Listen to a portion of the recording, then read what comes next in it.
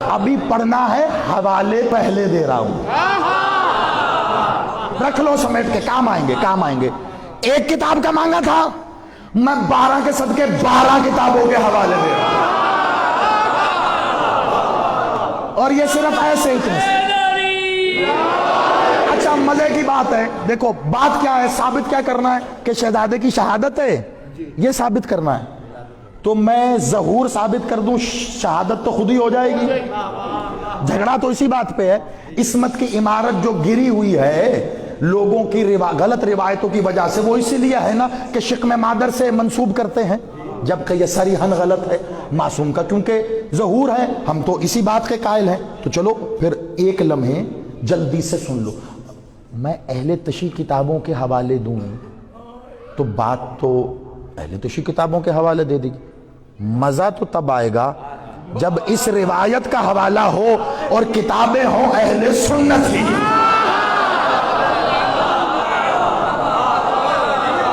مانے بیٹھے ہیں، چھوٹی کتاب نہیں ہے، تیزی سے نام لو، چھوٹی کتاب نہیں ہے، اہل سنت کی معتبر ترین کتابوں میں شمار ہوتا ہے اسد الغابہ فی معرفت الصحابہ، بڑی کتاب ہے۔ تیزی سے، یہ میں نے صرف رات ہی رات میں لاہور ہوتا کہیں میرا یہ مجلس کا سلسلہ تو میں گھر سے جلدی سے کتابیں وغیرہ منگوا کے یہاں صرف نام نہیں جو میں نے جمع کی ہیں کتابیں دکھاتا رہتا تمہیں، لیکن اب یہاں پہ ہوں تو رات ہی رات مجھ سے یہ فرمائش ہوئی کہ حوالہ دیجیے گا، تو رات سے ابھی تک میں نے جلدی سے ہی کتابوں کے نام اکٹھے کر لیے۔ لو بھائی ایک سیکنڈ، تو یہ جلدی سے لے لو، اسد الغابہ فی معرفت الصحابہ، اور بڑا نام ہے، نمی جلد سمیٹتے جاؤ، ٹھیک ہے۔ عزیز الدین ابن الاسیر، مسند امام الشہید الشیخ عزیز اللہ کی جلد نمبر 1، یہ ساری اہل سنت کتابیں ہیں۔ لباب الانصاب علامہ ابن فندوق کی جلد نمبر 1، تاریخ کامل بہت بڑی کتاب ہے پھر اہل سنت کی، علامہ ابن الاسیر۔ پھر آ جاؤ صفوۃ الصفوہ علامہ ابن جوزی بڑا نام ہے، پھر ان کی کتاب ہے، تیسری جلد ہے، پھر تیسری جلد ہے الطاہرہ علامہ دولابی کی۔ پھر آ جاؤ سیرت ابن اسحاق علامہ ابن اسحاق کی۔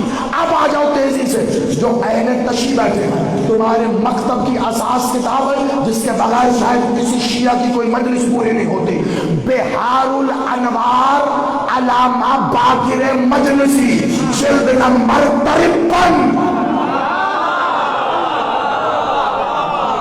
ٹھیک، ظہور بڑی توجہ، ابھی صرف نام لو، ٹھیک ہے۔ بہار میں لکھ رہے ہیں علامہ باقر مجلسی، جلد 53۔ اچھا اس کے بعد ہدایت الکبریٰ میں علامہ عبد الحسین حمدان نے لکھا ہے اس کو۔ پھر پیام آور عاشورہ سخن فارسی کی کتاب ہے، اس میں لکھا علامہ عطا اللہ مہجرانی، بہت بڑا نام ہے۔ نہج المعرفت، مصباح الشیعہ، چشم عشق، ایسے انوار لگا دوں گا میں جن میں یہ تحریر کیا گیا کہ سرکار محسن ابن حسن کا ظہور کب ہوا آپ بتاؤ۔ غدیر کب ہوئی تھی؟ 18 ذی الحج کو، 3 دن تک غدیر کے میدان میں خیمہ لگا رہا۔ محمد نے تمام 1,40,000 اصحاب سے کہا آؤ آگے علی کے ہاتھ میں بیعت کرو، سب نے علی کے ہاتھ پر آ کر بیعت کی۔ 3 دن تک یہ بیعت کا سلسلہ جاری رہا، 18، 19، 20، یہ 3 دن اسی میدان میں بیعت ہوتی رہی۔ یہ قافلہ واپس مدینے پہنچا، سرکار محسن کا ظہور 22 ذی الحج کو ہوا، کس صورت میں کہ مخدومہ عالیہ نے اپنی آغوش سے محسن کو ظاہر کر کے اپنے ہاتھوں سے علی کو دیتے ہوئے کہا اے ولی اللہ، حجاب اللہ کی طرف سے غدیر کا تحفہ۔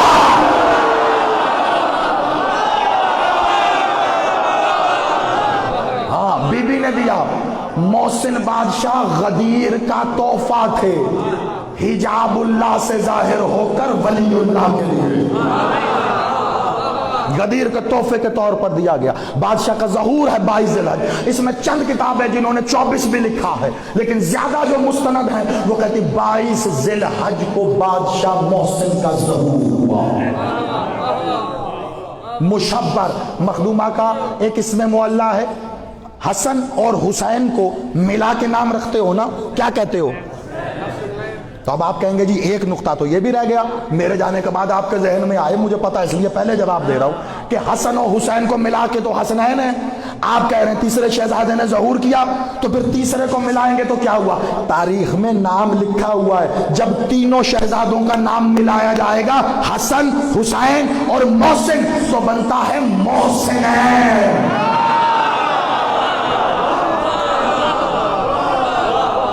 بی بی کا ایک اسم کتابوں میں ملتا ہے ام الحسنین، حسن و حسین کی ماں، اسی طرح ایک اسم ملتا ہے ام المحسنین، محسنین کی ماں۔ شہزادے کا باقاعدہ ظہور ہے، شہزادے تشریف لائے ویسے ہی جیسے حسن آئے، ویسے ہی جیسے حسین آئے، بالکل ویسے ہی جیسے حسن کے ہاں قاسم آئے۔ ہوئے ہوئے ہوئے ہوئے، جو پہنچ گئے ہو میرا سلام ہے۔ بی بی نے یہی کہا تھا نا کہ مجھے بیٹا چاہیے، تو سرکار حسن نے کیا کہا تھا؟ ایک نور کی چادر تنی، کہا جائیے اندر سے لے آئیے۔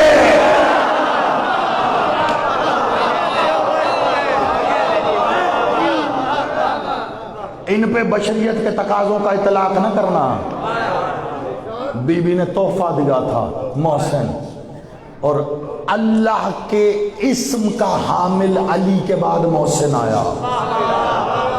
میں یہاں فضائل محسن پڑھوں، یقیناً پڑھوں، لیکن اس سے زیادہ ضروری ہے ایک غلط روایت کی دلیل کے ساتھ رد، وہ زیادہ ضروری ہے کہ جو حمل اور سخت والی روایت ہے جو مصاحب میں پڑھی جاتی ہے، میں دلیل کے ساتھ اس کو رد کرنے لگا ہوں۔ دیکھیے جو بات بتائی ہے وہ ثابت تو تبھی ہوگی نا جب وہ رد بھی تو ہو، وہ اپنی جگہ کھڑی رہے تو یہ کیسے ثابت ہوگی؟ آئیے میں آپ کو چال باز مولوی کی عیاری کا منہ بولتا ثبوت دکھاؤں۔ حمل کس زبان کا لفظ ہے؟ عربی کا، اور سخت عربی کا۔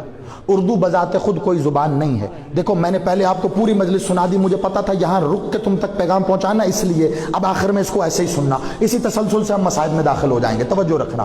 یہ اردو تو بذات خود کوئی زبان ہی نہیں ہے نا، مختلف زبانوں سے الفاظ کو مستعار لے کر ایک زبان بنی جسے اردو کہتے ہیں۔ اس کے معنی لشکری کے ہیں، فارسی کے، عربی کے، سنسکرت کے لے کے بنا دیے، ترکی کے۔ تو یہ دونوں لفظ عربی کے ہیں، حمل بھی اور سخت بھی، لیکن ان دونوں بہت توجہ سے سنیے گا، بہت توجہ سے میں رد پیش کر رہا ہوں، ان دونوں لفظوں کی جو منسوبیت ہے نا وہ مستور کی ایک خاص کیفیت کے ساتھ جڑی ہوئی ہے۔ جب ہم کہتے ہیں حمل تو اس سے ہمارے ذہن میں مستور کی ایک خاص کیفیت آ جاتی ہے کہ وہ شکم کے ساتھ حمل کی کیفیت میں موجود ہے، ٹھیک ہے، ایک جڑا ہوا ہے نا سلسلہ۔ اسی طرح جب ہم کہتے ہیں سخت تو وہ بھی اسی کیفیت سے جڑا ہے، یعنی کہ جب کسی مستور کا حمل گر جائے، ضائع ہو جائے، تو اسے کہتے ہیں سخت ہو جانا۔ لیکن ان کے معنی کیا ہیں؟ اصل بات تو تبھی ہوگی نا قبلہ، علمی جواب تو تبھی ہے، یہ تو ایک مستور کی کیفیت کے ساتھ جڑ گئے، ان کے کوئی معنی بھی ہوں گے۔ قبلہ عربی میں حمل کہتے ہیں اٹھا لینے کو، حمل کے اچھا میں کوئی جنگل میں خطاب کر رہا ہوں، آج کل تو گوگل کے ذریعے ہر بندہ ہی آدھا مولوی بنا ہوا ہے، آپ ٹائپ کر کے دیکھ لیں حمل کے کیا معنی ہے، اردو میں بتا دے گا۔ حمل کے معنی ہیں اردو میں اٹھا لے، یعنی یہ اچھا مثال دے کے سمجھا رہا ہوں، آسانی سے سمجھو گے، دونوں کے مطلب سمجھ جاؤ گے۔ یہ میں نے یہاں پڑا ہوا ہے نا، یہ رومال میرا، یہ میں نے رومال کو اٹھایا تو میں نے رومال کو حمل کیا، اٹھا لیا، اور یہ سخت ہو گیا۔ سخت کہتے ہیں گر جانے کو، یعنی جو شے اٹھائی ہو اگر وہ اٹھائی شے گر جائے تو اسے سخت کہتے ہیں۔ اگر حمل کے معنی مولوی بضد ہے کہ اس نے شکم مادر سے ہی لینے ہیں، تو پھر قرآن کی اس آیت کو کہاں لے کے جائے گا جہاں اللہ فرشتوں کے لیے کہہ رہا ہے حاملان العرش۔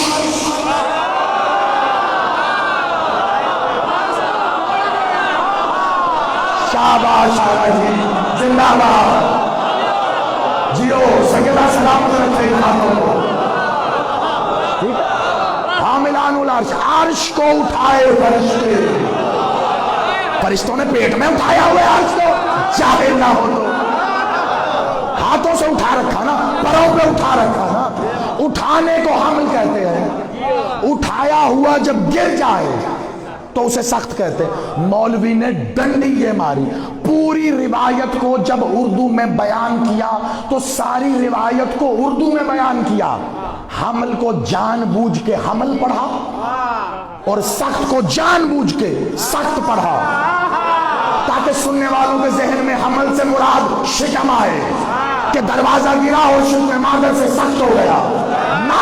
सरकार मोहसिन को पाक बीबी ने अपनी आगोश में उठाया था, हमल किया था, वो गिरा है।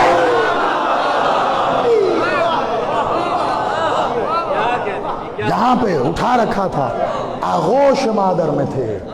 बादशाह सरकार ने जब मस्जिद नबवी की तामीर फरमाई है तो उस मस्जिद नबवी की तामीर में मौला मोहम्मद भी खुद मौजूद थे। तरफैन की रिवायत कहती बादशाह मोहम्मद ने भी खुद मस्जिद की तामीर में हिस्सा लिया। यह बताया आपको आज तक किसी ने कि बादशाह मोहम्मद ने मस्जिद का कौन सा हिस्सा बनाया?